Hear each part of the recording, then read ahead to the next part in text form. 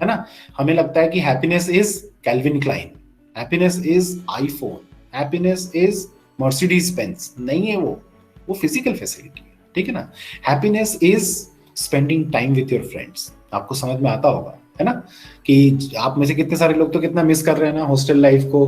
कितने सारे लोग कह रहे हैं कि यार बड़े दिनों से मिले नहीं, बैठे नहीं, है ना, बैठक नहीं हुई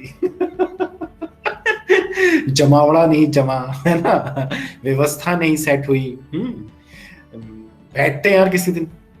तो happiness is that, happiness is the relationships which you have with people around you, चाहे वो आपके फ्रेंड्स हों, चाहे वो आपके पेरेंट्स हों, आपके सिबलिंग्स हो, आपके लव इंटरेस्ट हों, आपका कोई भी हो जिनके साथ आपका इंटरेक्शन होता है, वो लोग और उनके साथ का रिलेशनशिप जो है आपको हैप्पीनेस प्रोवाइड करेगा।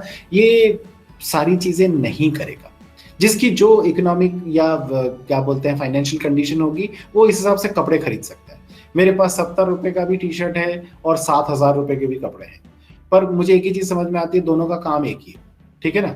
वो भी जो है वही पर्पस सर्व कर रहा है, ये भी जो है एक ही पर्पस सर्व कर रहा है। और कभी कभार तो 7,000 वाले कपड़े इतने गंदे हो जाते हैं या इतने मतलब डाउन ट्रॉडन तरीके से रहते हैं, बिकॉज वी आर मतलब मेन और बॉयज आर यूजुअली पिग्स ना ऐसा कहा जाता है।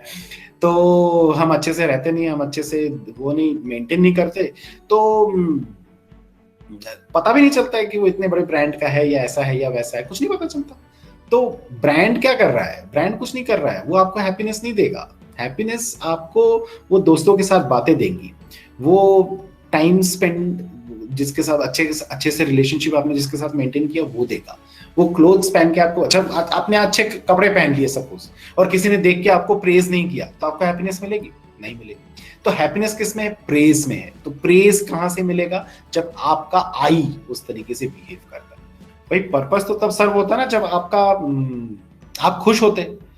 वही वाली बात है कि आप कैल्विन क्लाइन लेके गए तो कोई जो है क्या है, रैल्फ लॉरेन पहन के आ गया, तो आपको फिर से जलना चालू कि यार मैंने इतना महंगे कैल्विन क्लाइन खरीदी और सामने वाला रैल्फ लॉरेन पहन के आ गया। अब उसकी इज्जत ज्यादा करेंगे लोग, क्योंकि रैल्फ लॉरेन उससे भी ऊपर ब्रांड है कैल्विन क्लाइन के, है ना? आप मर्सिडीज बेंज लेके पहुंचे तो कोई जो है वो कोई रोल्स रॉयस ही लेकर आ गया, हो गया आपका फिर से बैंड बज गया कि अरे यार मैं इतनी महंगी गाड़ी खरीद के लेकर आया, वो मुझसे भी अच्छी गाड़ी। तो खुशी नहीं देगा ना भाई, मर्सिडीज बेंज खुशी नहीं देगा, फिर कैल्विन क्लाइन भी खुशी नहीं देगा, क्योंकि वो रैल्फ लॉरेन उससे ऊपर ब्रांड है, ठीक है? तो आप समझ रहे हो कि ब्रांड के पीछे या इन सब चीजों के पीछे भाग के क्या करोगे आप? भाई आपको प्रेस चाहिए ना कि यार मैंने इतने अच्छे कपड़े पहने या इतनी अच्छी मेरे पास गाड़ी है, इतना बड़ा घर है, तो वो तो उससे भी बड़ा किसी के पास होगा, फिर आप दुखी हो जाओगे। तो आप बेसिक रिक्वायरमेंट को समझिए कि इट्स नॉट दैट, है ना? मैं ये नहीं कह रहा हूं कि आपको ब्रांड नहीं जाना चाहिए, आप मर्सिडीज बेंज खरीदो और खुद खुश रहो, ठीक है ना? ये नहीं कि वो प्रेज दूसरे से मिलेगा तभी खुश रहेंगे, है ना, या इसीलिए खरीद रहे हो क्योंकि उससे प्रेज चाहिए, फिर प्रेज मिलके जो है मैं खुश हो जाऊंगा। तो ऐसी चीजें हैं या ऐसी छोटी छोटी चीजें जिसको कि आप थोड़ा सा समझोगे ना, तो आप ज्यादा अच्छी तरीके से अपनी लाइफ भी बिता पाओगे और खुश भी रहोगे। और ultimately the purpose of life, देखिए आप if you are born then you are decaying every day, and और कुछ हो ना हो आप मरोगे पक्का सब मरेंगे हम, लेकिन जब तक नहीं मरते हैं तब तक खुशी से जी लीजिए, है ना? और मरने की जल्दी भी मत कीजिए कोई अपनी जान लेने की और दुनिया जहान करने की जरूरत नहीं है, जब आएगी आएगी, मतलब मौत की बात कर रहा हूं, लेकिन उसके पहले तक आप खुश रहिए, और आपकी खुशी आपके पास है, इट्स ऑलवेज इनसाइड यू। इस चीज को जब समझोगे तब खुश रहना सीख भी पाओगे और आसपास भी खुशियां बांट पाओगे।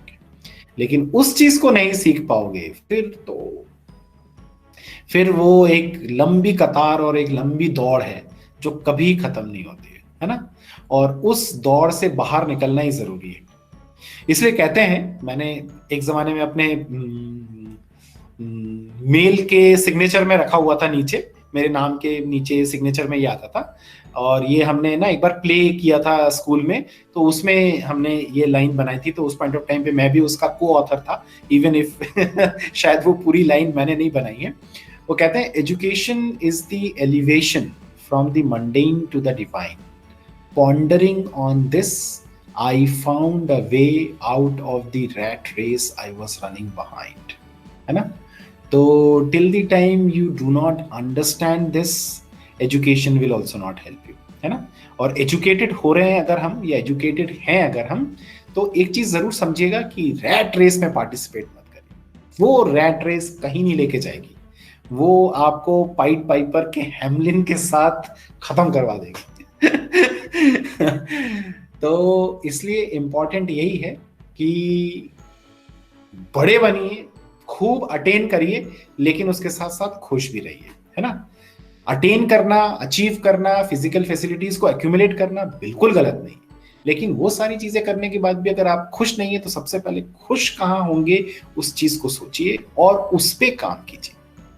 That is always going to be very very important for you guys.